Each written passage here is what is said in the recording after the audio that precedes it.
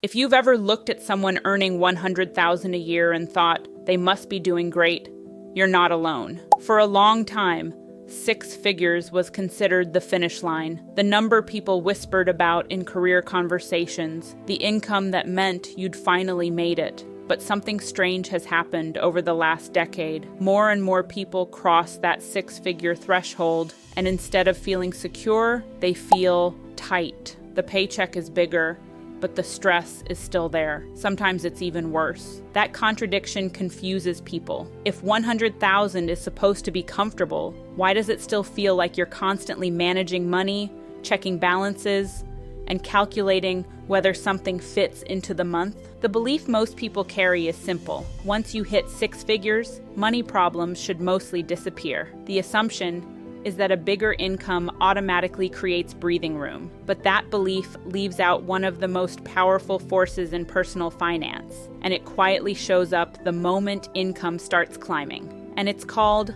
lifestyle inflation. And the tricky part is that it rarely feels like inflation while it's happening. It feels like normal progress. When someone's income jumps from $55,000 to $100,000. The math suggests life should get dramatically easier. After taxes, that extra income can still mean several thousand more dollars each month. On paper, that should create space to save, invest, and build real financial momentum. But the reality most people experience looks very different. The apartment upgrades, the car gets nicer, the grocery budget expands, subscriptions multiply, vacations get a little better, furniture upgrades, tech upgrades, convenience spending becomes normal instead of occasional. None of these changes feel reckless in isolation. In fact, most of them feel deserved. After all, if you worked hard enough to double your income, why wouldn't your life improve a little? The problem is that dozens of small improvements can quietly consume almost the entire raise. Take housing, for example. When someone earning $60,000 rents a modest apartment for $1,200 a month, that decision makes sense. But once their income climbs to $100,000, suddenly the reasonable apartment becomes $1,900. Or $2,200, because it feels proportional to the new salary. That one upgrade alone can absorb an extra $700 to $1,000 per month. Now layer on a car payment. Someone earning $60,000 might drive a reliable used car with no payment or a small loan. But at $100,000, a $600 monthly car payment suddenly feels manageable. After all, plenty of people with similar incomes drive something new. That's another $600 gone. Then come the invisible upgrades, better gym memberships, faster internet, meal delivery subscriptions, streaming services that quietly multiply, work clothes that cost more because professional environments tend to escalate expectations, professional conferences, networking events,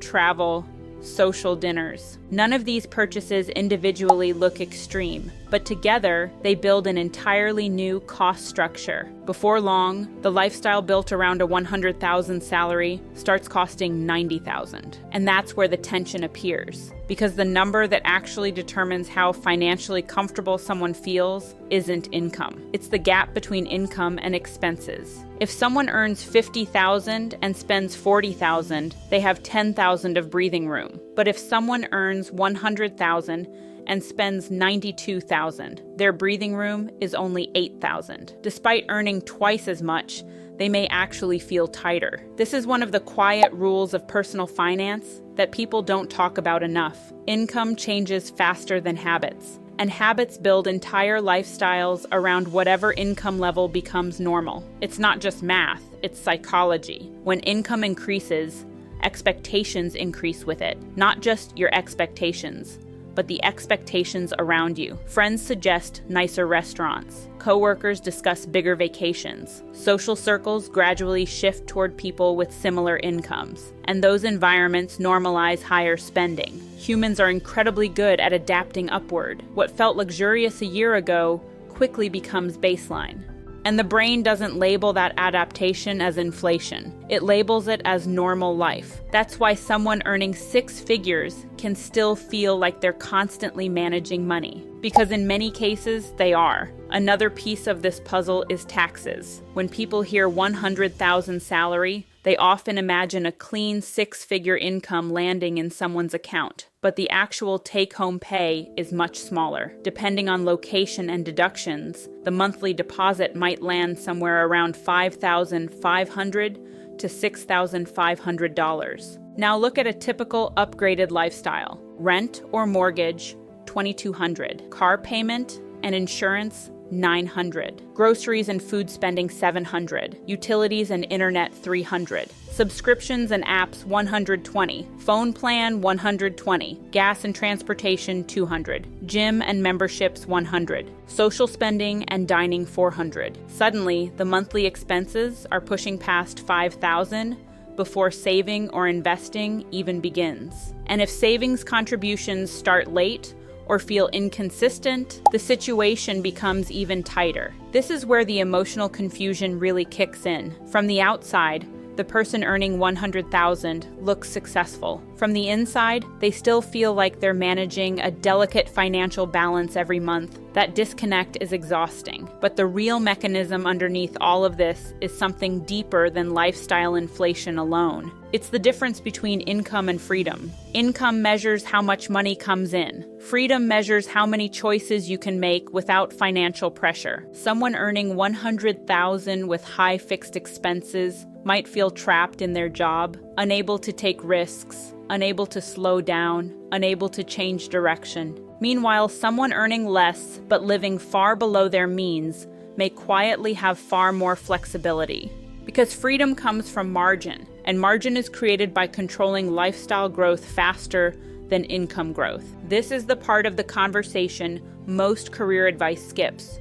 People are encouraged to chase higher salaries, promotions, and status milestones, but very little attention is given to the invisible spending structures that grow alongside those promotions. The danger isn't earning more money. The danger is unconsciously building a lifestyle that requires the higher income just to stay afloat. Once that happens, raises stop feeling like progress.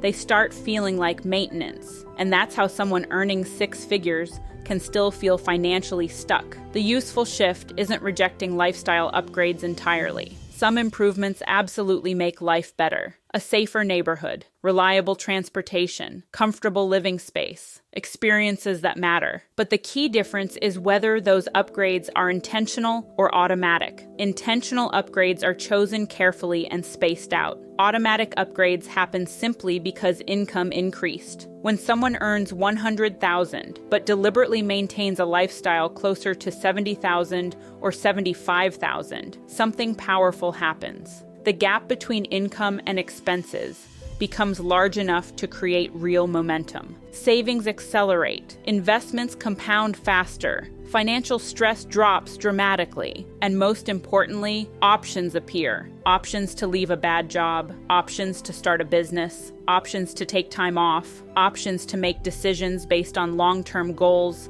instead of next month's bills. That's the quiet difference between someone who feels broke at $100,000 and someone who feels stable. It's not the salary. It's the space between the salary and the life built around it. Six figures was never supposed to be the finish line. It's simply the point where the financial game changes. Because at that level, the real challenge is no longer earning more money. It's deciding how much of that money your lifestyle is allowed to absorb. Thanks for watching. See you in the next video.